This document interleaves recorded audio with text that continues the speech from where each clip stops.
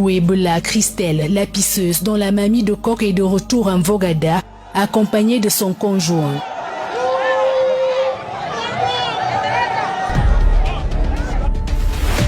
Pas pour servir ces repas remplis d'urine à ses clients venus nombreux l'accueillir, mais plutôt pour une reconstitution des faits.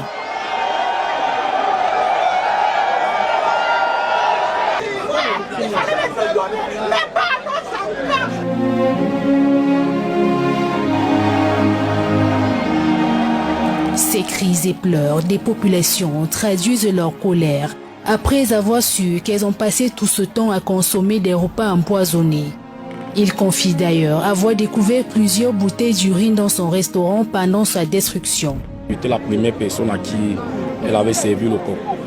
J'ai fini de manger, le coq même encore resté. J'ai demandé d'ajouter encore le manioc, elle a ajouté. J'ai fini de manger, je suis parti me coucher. Quand je suis encore ressorti, elle m'a dit que mais le coq là, c'est la magie, les gens ne font que seulement discuter là. Et là, je l'ai encore dit que réserve-moi encore un plat pour la soirée. Quand les gars du quartier ont eu à casser le cafétéria, on a donc trouvé dans les bouteilles de réacteurs, il y avait toujours les urines. Donc elle faisait toujours les pâtes sautées, elle mettait toujours les urines. Quand on a cassé, on a vu au moins 7 bouteilles de réacteurs avec les urines. Dans les alvéoles de fruits avec les sels. Je suis malade empoisonnée, mais je remercie le Seigneur parce que le Seigneur l'a exposé. On était déjà comme une famille. On ne peut pas imaginer qu'il peut faire un truc pareil. Après la découverte de son horrible pratique, Mbikoué, recherché par les forces de l'ordre, se serait réfugié dans un village situé dans l'arrondissement de Mvungu. Les forces de l'ordre vont user des stratégies et stratagèmes, passant par son conjoint pour enfin l'appréhender. On l'a fait draguer par une petite amie promettant une belle soirée de la Saint-Valentin pour qu'il s'amène vers nous. On l'a interpellé. Et à l'exploitant n'a pas voulu collaborer pour qu'on puisse interpeller son épouse. Mais nous avons pu trouver, nous avons des frères ennemis chez nous, trouver là où elle se cachait, dans un village dans l'arrondissement de Mvungu. Même si jusqu'à l'heure actuelle, les raisons réelles de cet acte odieux restent inconnues, Mbikoué a confié à la police que son acte n'était pas destiné à ses clients, mais plutôt à son conjoint, dont le comportement ne lui convient plus. Une version qui sonne faux dans les oreilles des enquêteurs. Elle veut nous faire croire qu'elle n'avait de ce que son mari ne rationnait plus à la maison.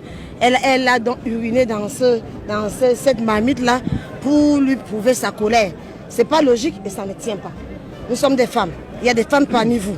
Quand on veut énerver nos maris, quand nous voulons susciter, je sais pas, le courroux, l'attention de nos maris, c'est pas en allant empoisonner toute une marmite que même nos enfants peuvent consommer que nous allons leur montrer la colère, ce qui est très faux. Nous arrivons à la conclusion qu'elle fait partie de ceux qui pensent que pour accroître la capitale, il faut utiliser tous les moyens, même des parties de sorcellerie, pour le faire, sans tenir compte du danger qu'encourent les populations.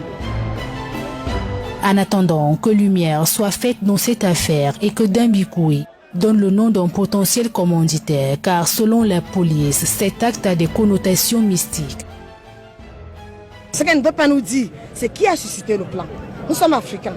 Quand on parle de partie de sorcellerie, même quand on prendrait même l'option qu'elle voulait séduire son mari, on comprendrait qu'il y a quelqu'un derrière, un gourou derrière, qui vous dira ce qu'il faut faire. Elle ne peut pas le dire.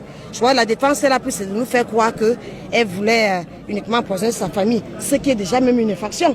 Nous avons le droit de mettre la vie de l'autre en danger. Elle médite son sort dans un commissariat de la place et sera sans doute présentée devant le procureur de la République pour répondre de ses actes.